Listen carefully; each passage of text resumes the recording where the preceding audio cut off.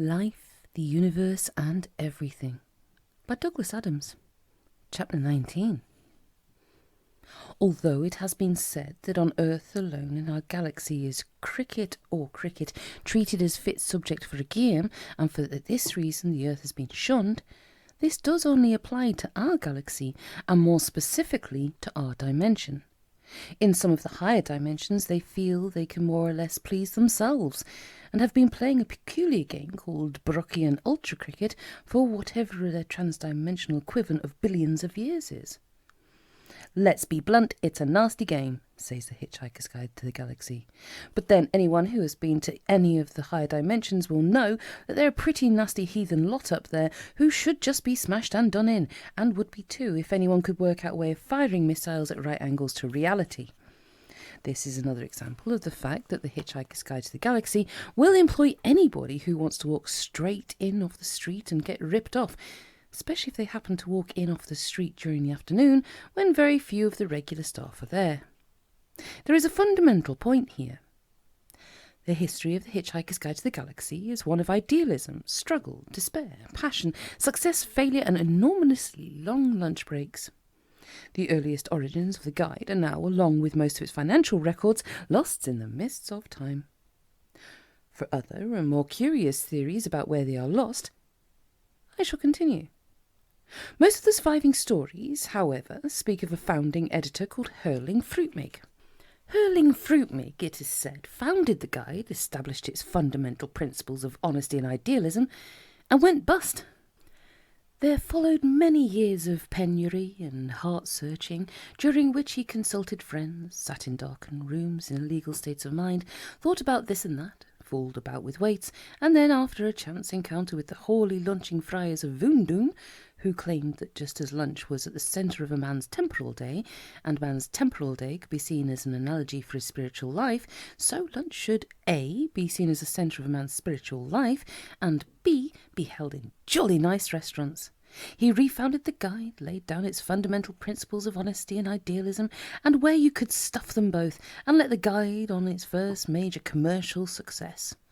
He also started to develop and explore the role of the editorial lunch break, which was subsequently to play such a crucial part in the guide's history, since it meant that most of the actual work got done by any passing stranger who happened to wander into the empty offices on of an afternoon and saw something worth doing. Shortly after this, the guide was taken over by Megadodo Publications of Ursa Minor Beta, thus putting the whole thing on a very sound financial footing and allowing the fourth editor, Lig Lurie Jr., to embark on lunch breaks of such breathtaking scope that even the efforts of recent editors who have started undertaking sponsored lunch breaks for charity seem like mere sandwiches in comparison. In fact, Lig never formally resigned his editorship. He merely left his office late one morning and has never since returned. Though well over a century has now passed, many members of the guide staff still retain the romantic notion that he has simply popped out for a ham croissant and will yet return to put in a solid afternoon's work. Strictly speaking, all editors since Lig Lurie Jr. have therefore been designated acting editors, and Lig's desk is still preserved the way he left it, with the addition of a small sign which says, Lig Lurie Jr., editor, missing presumed Fed. Some very scurrilous and subversive sources hint at the idea that Lig actually perished in the guide's first extraordinary experiments in alternative bookkeeping. Very little is known of this, and less still said. Anyone who even notices, let alone calls attention to, the curious but utterly coincidental and meaningless fact that every world on which the guide has ever set up an accounting department that shortly afterwards perished in warfare or some natural disaster is liable to get sued to smithereens.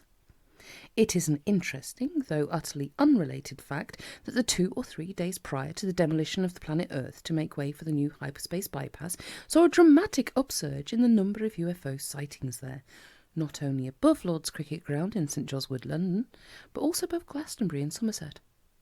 Glastonbury had long been associated with myths of ancient kings, witchcraft, ley lines and wart curing, and had now been selected as the site for the new Hitch-hiker's Guide Financial Records Office, and indeed 10 years' worth of financial records were transferred to a magic hill just outside the city mere hours before the Vogons arrived.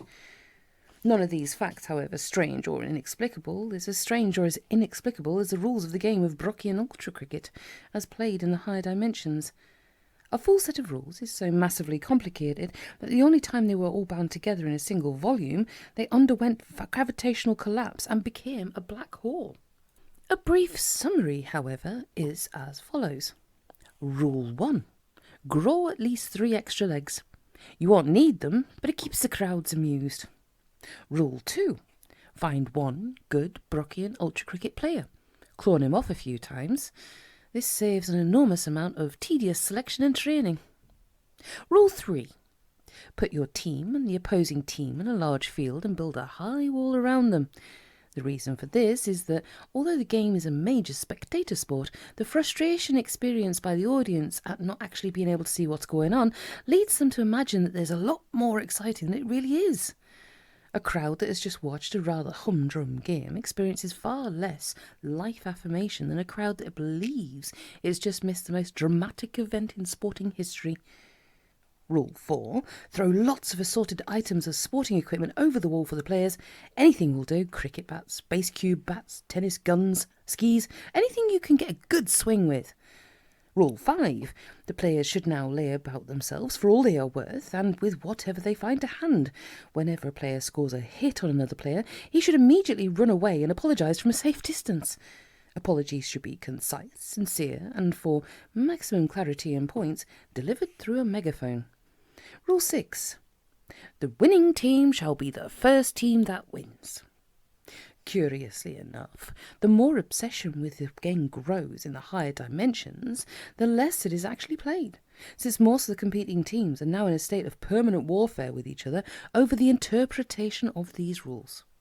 This is all for the best, because in the long run, a good solid war is less psychologically damaging than a protracted game of Brocchian ultra cricket.